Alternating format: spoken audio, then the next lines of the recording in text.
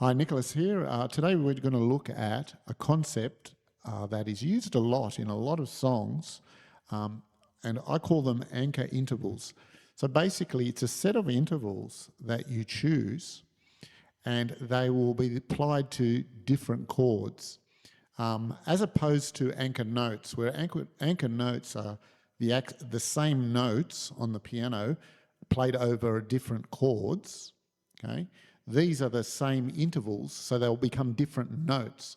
And I'll show you this in an example, right? So here's a very good example.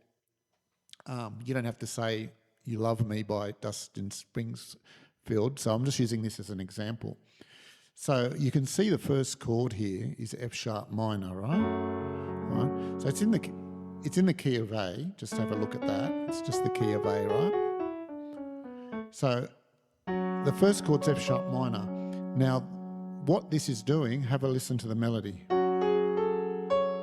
When I said I, right? When I said I, and then it needed you. So what we have here is a 1, 2, and it's a 3.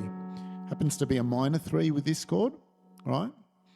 And then we change to the B minor, 3, 2, 1. All right, so now your ear hears 1, 2, 3, 3, 2, 1, right? So those two are two different sets of anchor intervals, right?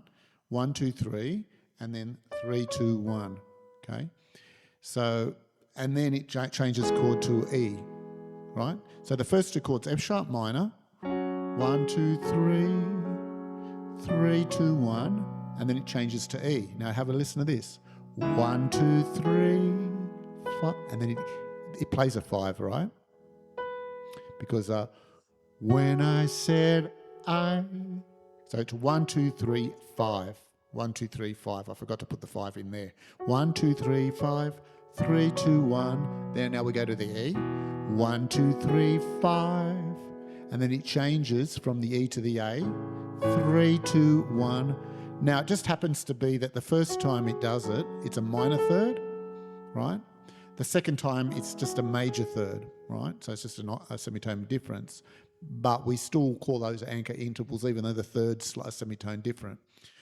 So it's 1, 2, 3, 5, 1, 2, 3, 1, 2, 3, 5. Then it changes to D, that was E, right? A, 1, 2, 3 on A. Then D, 1, 2, 3, 5, and then B minor. This is just a bit different. So, and the reason it comes down here, it does a 1, 7, so it changes just here on the B minor. It's because we're coming to the end of the phrase, right? If we kept it here on 3, 2, 1, it would expect more. But we've dropped it down and we're going 1 minor 7 to the 6. And then now we're on 3, 2, 1. 2, 1 on G sharp minor, 3, 2, 1. And we're resolving on a high 1, okay? So we have a set of intervals. Now you can use this, the purpose of this, why you want to know this, is because a lot of songs use this technique. You can just pick, this is why you've got to learn your intervals, because you become very good composers, because you learn all the tricks.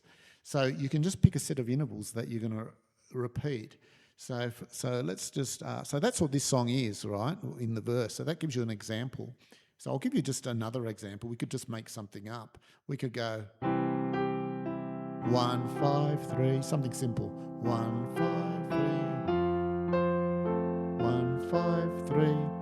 So we're in the key of C here, right? So make it simple. 1, 5, 3. So we're just arpeggiating that chord. We're not arpeggiating it, but we're just playing in the chord, right? 1, 3, 1, 5, 3. Then we're going to the fourth chord, right, which is the F. 1, 5, 3, right? 5, 3,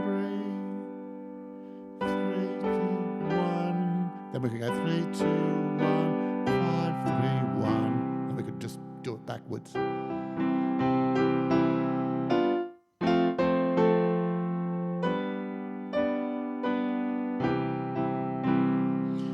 So when you're writing a melody, you can use anchor intervals as one of the techniques. And there's many more techniques you can use, but we're not going to go through all those. We just talked about anchor intervals.